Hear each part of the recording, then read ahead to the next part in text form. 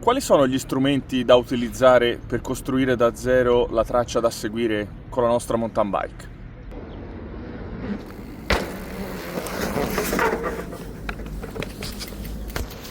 Oggi voglio girare in un posto nuovo, in un posto dove non sono mai stato, cioè lassù. Come mi organizzo? Uh, yeah, uh, yeah, uh, yeah. Ovviamente la prima cosa da fare è costruire un itinerario, ma se non avete un amico, un local che ve lo manda, come fate a crearlo da soli? Ora vi do un paio di consigli e guida su come farlo. Beh, quindi torniamo a ieri sera, andiamo al computer e vediamo le applicazioni che utilizzo per crearmi la mia traccia, che per ora funziona. Mi raccomando, guardate il video fino alla fine perché ho anche un paio di trucchetti, chiamiamoli così, molto simpatici per evitare di ritrovarsi in strade chiuse o cancelli o sentieri impercorribili. Andiamo al computer. Gli strumenti che io utilizzo per la pianificazione dei miei giri sono molto conosciuti, specialmente a livello smartphone, ma io utilizzo le versioni web, quindi da computer, per poter pianificare al meglio e sfruttare tutte le potenzialità. In questo caso vado su Trailforks e vado a scegliere sulla mappa quello che è la location che voglio visitare. In questo caso, questo weekend vorrei andare su Monte Iavello, in provincia di Prato, perché ho visitato, diciamo, girato spesse volte su Monte Iavello, un bellissimo posto, partendo dal versante di Vaiano, Schignano, con i vari sentieri e single trail bellissimi, che vi consiglio tra le altre cose, ma in questo caso vorrei invece visitare il versante che guarda Montale, Montemurlo, per cui diciamo vado in questo caso vi faccio vedere Pian de Massi, che è un punto molto panoramico. Vado intanto a vedere che, diciamo, Trailforks ha una bella traccia, in questo caso di color viola, che sta a significare una strada forestale, una strada sterrata di collegamento, che sale proprio da quel versante lì e mi va poi a collegare con tutta l'altra rete di sentieri. Per cui ho già una bella indicazione di dove voglio andare a passare. Per cui vado su Komoot, che è lo strumento che uso per il vero e proprio tracciamento del mio itinerario.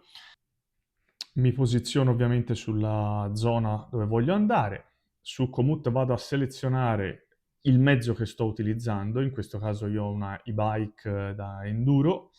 Che tipo di allenamento ho? Posso mettere, io di solito tengo un intermedio e se il percorso è una sola andata o un'andata e ritorno.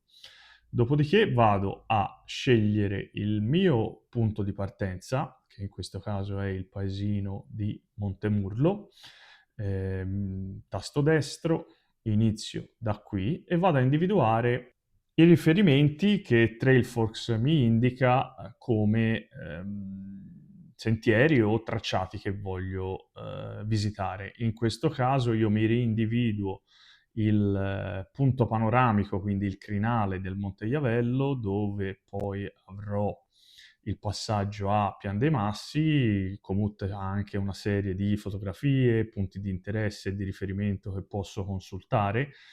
Una volta individuato questo, nel mio caso io lo metto come punto di arrivo, quindi come destinazione. Ovviamente Komoot mi genererà in automatico una traccia, diciamo, che lui mi consiglierebbe come percorso da effettuare, che io ovviamente andrò a visionare, quindi con l'altimetria e a modificare secondo le mie esigenze. Qui vedete che se io torno su Trailforks e individuo la traccia di salita, vado a prendere lo stesso riferimento su Komoot e clicco tasto destro sopra, includi nel tour e lui mi farà passare da quel sentiero. controllo quindi i nuovi suggerimenti che Komoot mi dà di passaggio di traccia e verifico che sono alcuni dei sentieri che volevo percorrere con poi Pian dei Massi come riferimento di uno dei checkpoint che io voglio. In questo caso Komoot mi suggerisce di scendere, diciamo, di riscendere subito, io invece voglio visitare anche l'altra zona, riverifico attraverso Trailforks che ci sono una serie di sentieri che mi possono interessare e cui passare, tra cui verdi, blu e neri. In questo caso voglio fare un percorso che escluda, diciamo, sentieri o single track, diciamo, difficili, quindi neri.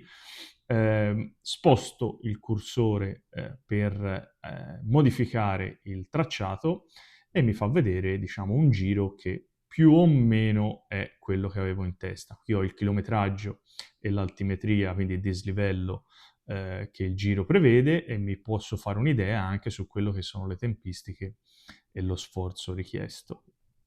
Sulle mappe di Komoot mi trovo anche alcuni riferimenti S1, S2, S3, S4, quindi categoria di difficoltà del sentiero, e qui in questo caso mi dice che passerò su un S4 che per il giro che voglio fare oggi, diciamo, è troppo difficile, quindi cerco un'alternativa, sempre confrontando i vari sentieri che sono già tracciati su Trailforks e vedo che c'è un'alternativa a quel sentiero S4 e quindi vado a applicare la mia modifica. Insomma, diciamo, combino quelle che sono le indicazioni di Trailforks con le tracce presenti su Komoot per andare a delineare i sentieri che voglio percorrere. In questo caso posso andare a vedere che lui mi propone il sentiero Madonnina, vado su YouTube, questo è l'altro, diciamo, consiglio che vi do, un consiglio anche di parte perché sul mio canale poi trovate tutta una serie di sentieri per capire la difficoltà. Vado a inserire Madonnina, Monte Iavello, MTB e mi dà tutta una serie di video che posso trovare legati a quel tipo di sentiero. Quindi mi vado a fare anche un'idea visiva di quello che poi andrò a trovare in termini di difficoltà e bellezza del percorso che vado a pianificare. Consiglio ovviamente iscrivetevi e consultate un po' la mia libreria di video sul canale.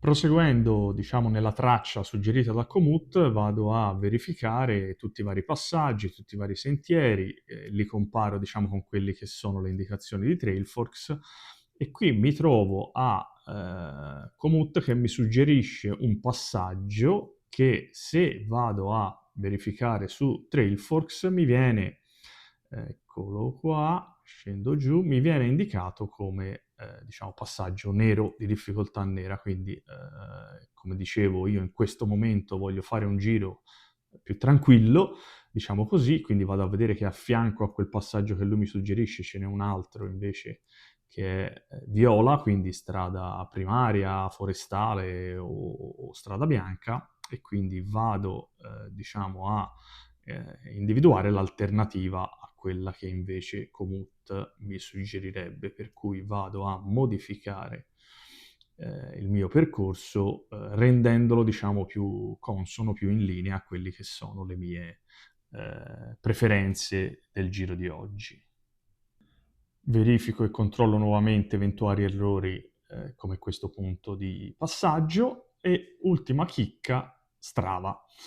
Per chi di voi ha accesso e ha usato Strava, fra le altre cose, una cosa utilissima che io uso sono le mappe di strada, che sono divise per tipologia di sport, in questo caso mountain bike, e la heatmap globale mi dà proprio un riferimento immediato, in questo caso di colore blu scuro, quasi violetto, di tutte le persone collegate a Strava che fanno attività di mountain bike dove passano. Come vedete è più o meno consigliato il giro che vado a eseguire. In questo caso qui vi faccio vedere che un link, quindi un tracciato, un pezzo di percorso che Komoot mi suggerisce di passaggio, in realtà se vedo su Strava non è percorso da nessuno, quindi significa che è una strada o impercorribile o franata o privata, e quindi vado a utilizzare Strava per quelli che sono i consigli di percorrenza, quindi la storicità della percorrenza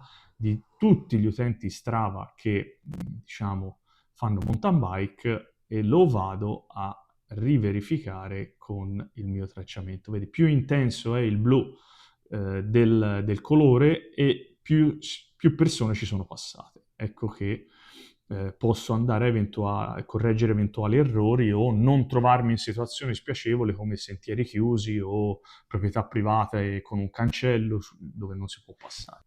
Questo è il primo trucchetto che utilizzo, cioè le heatmap di Strava. Vi segnalo un altro trucchetto, chiamiamolo così, che vi consiglio di utilizzare, che è su Trailforks. Ogni sentiero è ovviamente selezionabile e cliccabile per vederne i vari dettagli. Fra i vari dettagli che trovo di ogni sentiero c'è anche la sezione Ride Log.